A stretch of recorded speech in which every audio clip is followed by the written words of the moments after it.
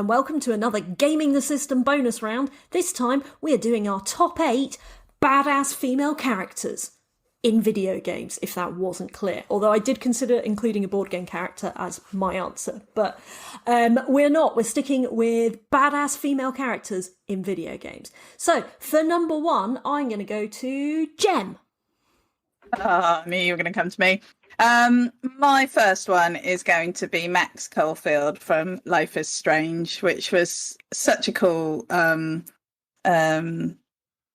game, and I don't know whether she's badass in the traditional sense, because she's really just kind of muddling through, but I think she handles a really challenging situation very well. So she's it's almost a sort of coming of age teen drama story, but with time travel and lots of difficult decisions to make in it, and a sort of end of the world scenario just thrown in there for fun. So it's all sorts of things really, and it's a really fun story, and she's a really interesting and fleshed out character really, and I really enjoyed playing that game and getting to know her and her life.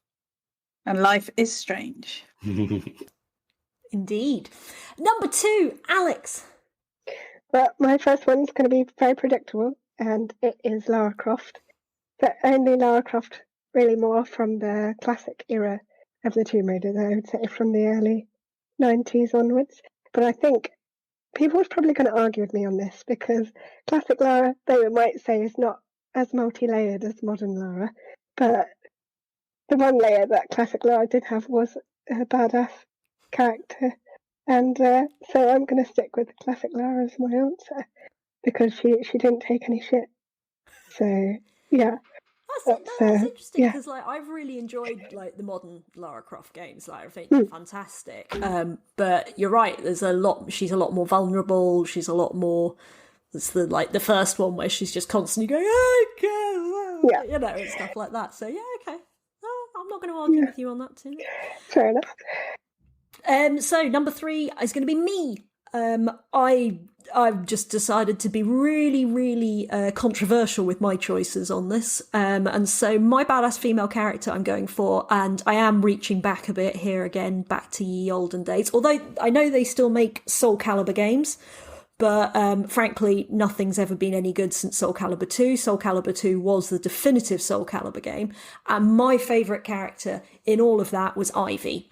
Now, this is, we've said that it's not necessarily empowering for a female character to have high-heeled boots up to her thighs and to be wearing a leotard and to have her boobs hanging out. So I can see why this is not necessarily, but Ivy was rich. She was independent, she never took any shit from anybody, and she was, fighting purely to protect her people and her country, and I always got the feeling that she was the most kick-ass character in that entire thing. And her sword turned into a chain, which, from the God of War shots I've seen, Matt, I feel like, that's a thing. This was going on long before, and it was very cool. And so I'm sticking with Ivy, and I don't care what anybody says. Number 4 is Matt. Okay, so has anyone played Heavenly Sword?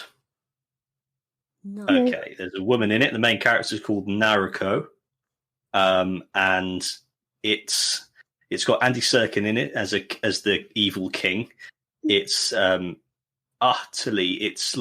it's got some of the most extraordinary combat, extraordinary puzzles, extraordinary characters, story, environments, gameplay, massive. This was on PlayStation 3, and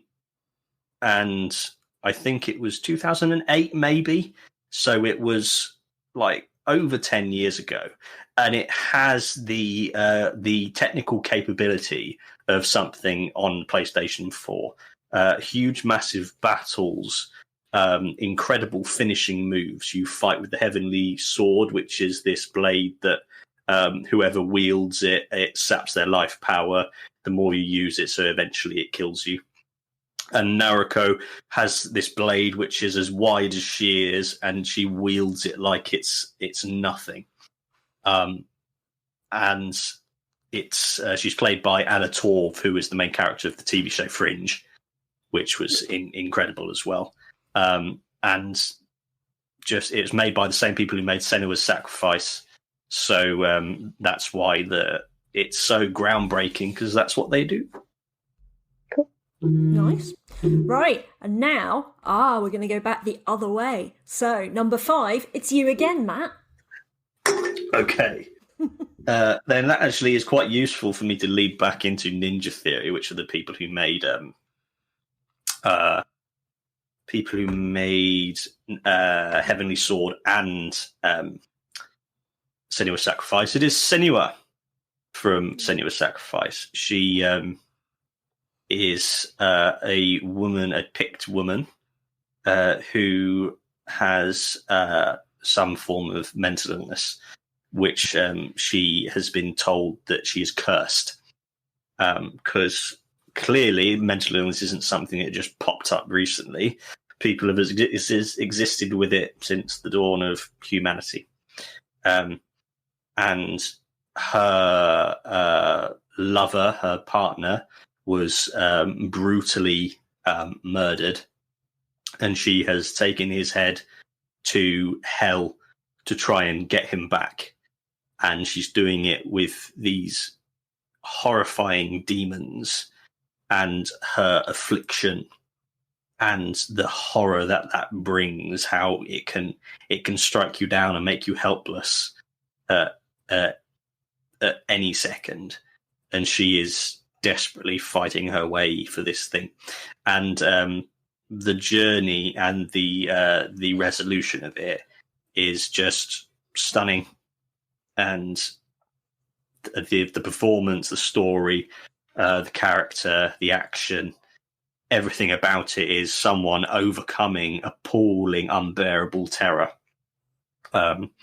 to achieve something that they desire, which is what disabled people have to do every day to achieve the things that they want to achieve.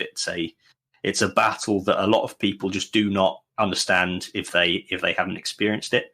And this game, I think, will open a lot of people's eyes. Wow. So my number 6 is going to seem horribly glib now. It's really bad ordering this. But I can't think of someone else instead really quickly, and I had a little fun with the glib bit. But yeah, so my number 6 is Princess Peach. Right. Princess Peach, independent ruler, runs the entirety of her land, as responsible for large numbers of people. She is repeatedly kidnapped and taken by Bowser, God knows where, to whichever other universe and stuff like that. Does she need rescuing by Mario? Probably not. Frankly, in most cases, I think that he does more harm than good. He's winding up Bowser all the time. He's causing more issues. She would have got out of there without him, and she wouldn't keep being moved to a different location if it wasn't for Mario in the first place. So I am sticking with Princess Peach, even though it's ridiculously glib coming after Matt's deep, insightful point beforehand. So, number 7, Alex. I'm going to go for Cassandra from Assassin's Creed Odyssey, but in a way there's kind of like 2 versions of that character, depending on how you choose to play it. Spoilers for Assassin's Creed Odyssey, by the way, if you've not played all the way through the main story.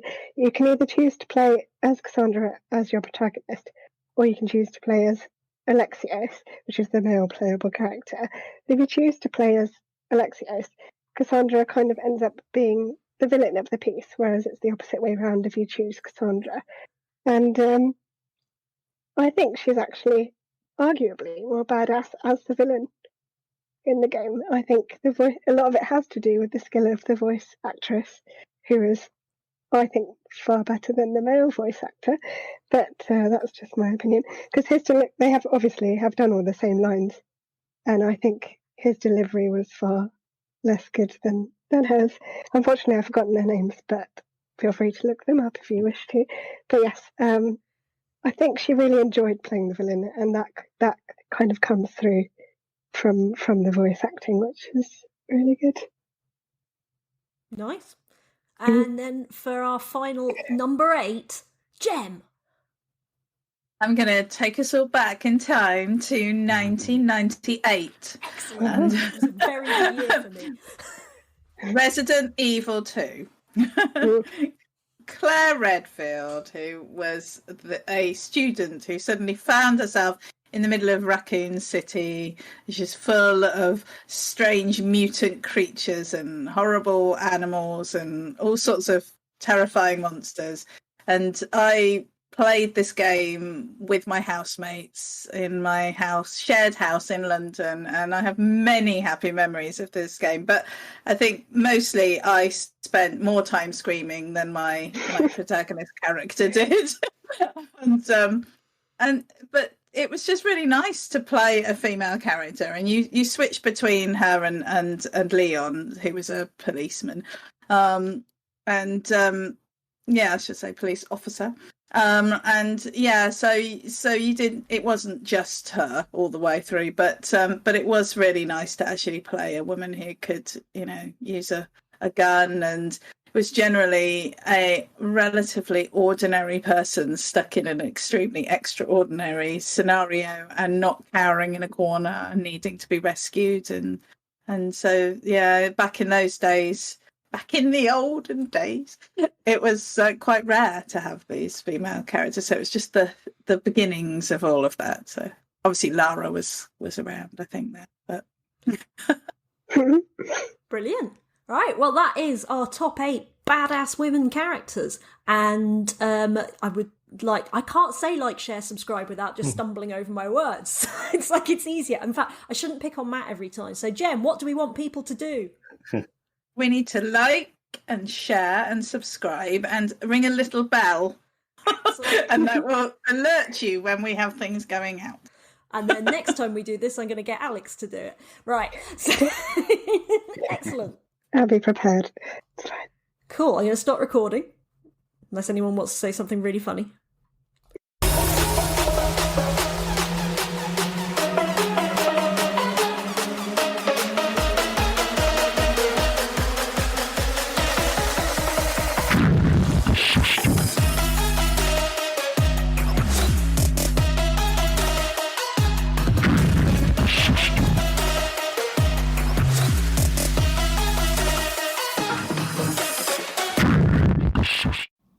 We hope you enjoyed that episode of Gaming the System.